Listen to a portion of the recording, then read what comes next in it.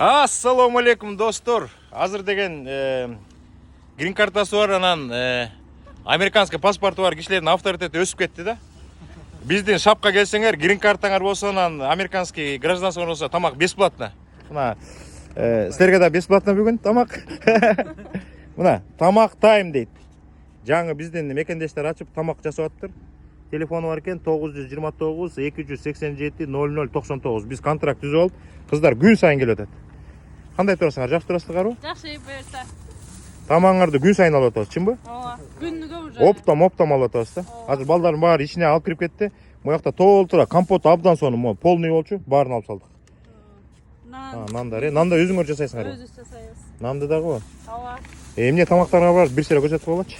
Кашан бар, казанда бышырабыз, дымдама казанда бышат. Дымдама ушул жакта, Ооба. Жок, дымдамаңыз буякта. Мына малатсы, мекендештер келип алып, оокат кылып, үйдөн тамак жасап. Силер деген любой Чикагонун любой жагына жеткизип бересиңерби? Джолиет, Плейнфилд Ушул районго, ушул районго. Мына тамактын түрлөрү. Бул эмне тамак? Бул плов. Плов, Фрикадельки, кашан, дымдама, балык, дапанжы. Сокторуңар бар экен, эме жана эменин баарын алып алдык, компоттун баарын. Мощный экен да компоту. Чоң рахмат. Кыздарга чоң рахмат, күн сайын келип атат. Биздин жигиттерди снабжение кылып атышат. Эмне бир эле жагына чаптап койгонсуңар? Эмне экинчи жагына чаптай алады? Кана, көрсөткүлөчү, дагы бир жолу көрсөтүп коеюн.